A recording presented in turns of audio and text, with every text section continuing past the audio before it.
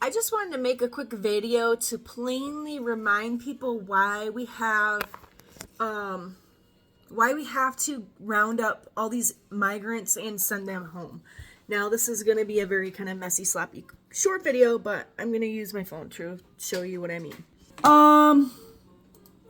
So let me just start by going back. This is a video I made from a year ago, and I want you to hear what this reporter says. This is just a little thing. I hope just listen.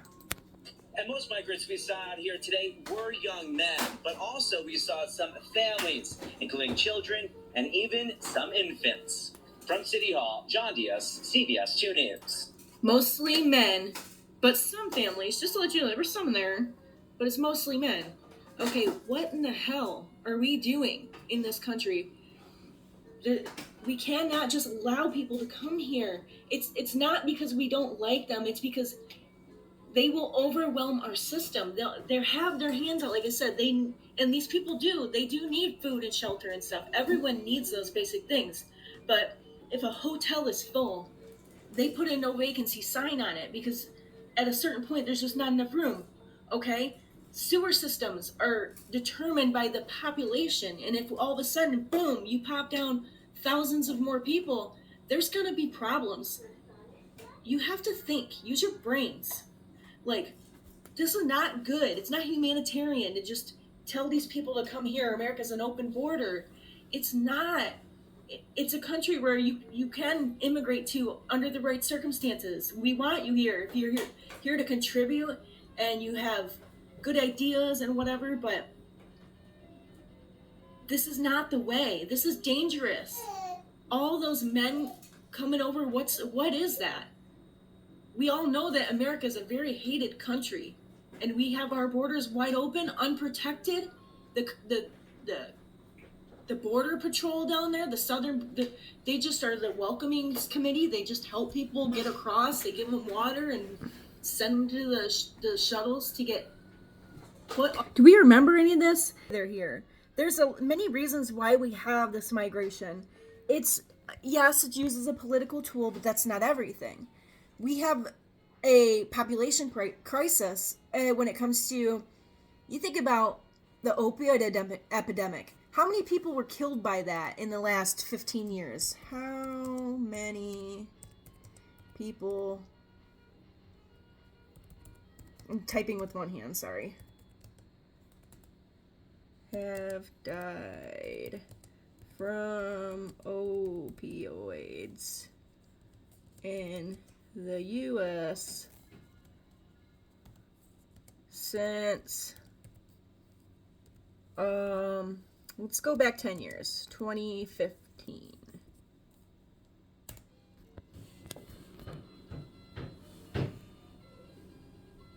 So, estimated 645,000 to 730,000 people have died from opioid overdoses in the U.S. between 2015 and April of 2025.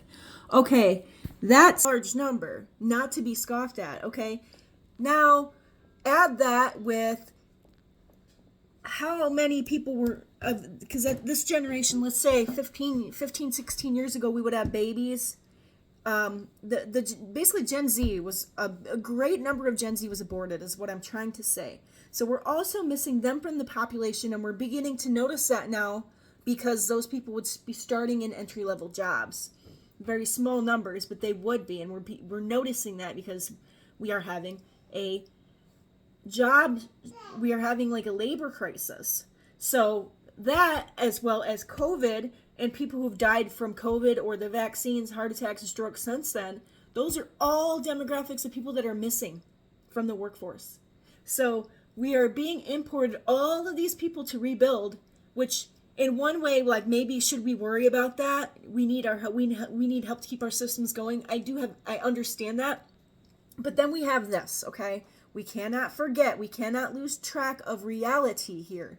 So let me go back to another video from a year or so ago, and this one's out of Metro Detroit. South America are breaking into multi-million-dollar homes across the country. Gangs from South America are breaking into multi-million-dollar homes across the country, and now in Metro Detroit. And police say they're highly functional and well-trained. The guy to the right in the middle, that's a jammer. So he's jamming signals right now. Those jammers then render the Wi-Fi security systems useless. At least 30 to 40 homes have been hit since September in Detroit. Thieves getting away with cash, jewelry, expensive handbags in minutes. You know, a lot of this stuff is being packed up in the boxes for shipping as they're driving away from your home. Officers there now forming a task force urging homeowners to have multiple layers of security. Yeah, they know when they get pulled over, if they get pulled over with packages, also they can't be opened without warrants. So a lot of times that's how they get away with stolen merchandise, as well as they're just shipping it out and making money off of it. Okay, here's another one to think about. Here we go, another video. Another alleged this one's from recent. Now highlighting President Trump's immigration crackdown. Watch this horrifying video. It's from Florida last week. I have reacted more to hitting a butterfly than what he just did. It shows a minivan slamming into a semi-truck. Look at that. It's gone. Driving that truck, an illegal immigrant accused of trying a reckless U-turn across 3 lanes on a highway. Who does that? That crash killed 3 people inside that minivan. A senior ICE source says U.S. Marshals arrested that illegal immigrant in California over the weekend. He will be extradited to Florida to face 3 counts of vehicular homicide. Here. And another one. This is from farther back, a year or so ago. Back to the Biden administration. Remember this one?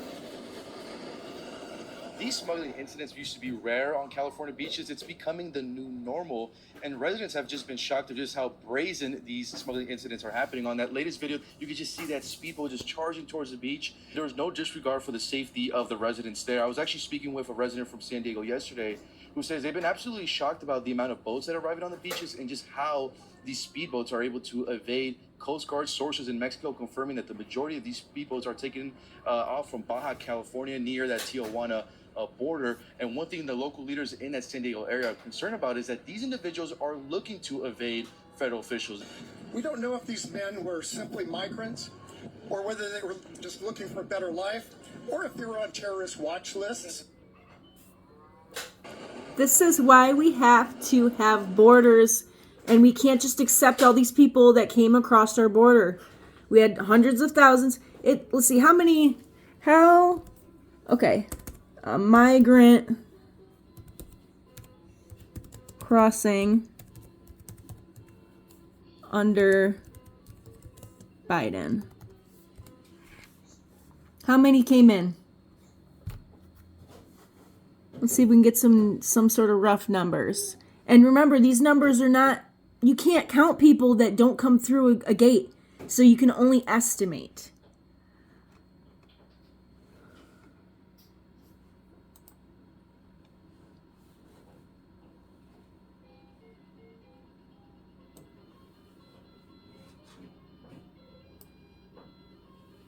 So it's millions. We can tell you that. So we have to have checks and balances. We have to keep our minds on right. I understand being like, oh, we need to help people. We need to have our hearts open. But don't have your mind so open that your brains fall out.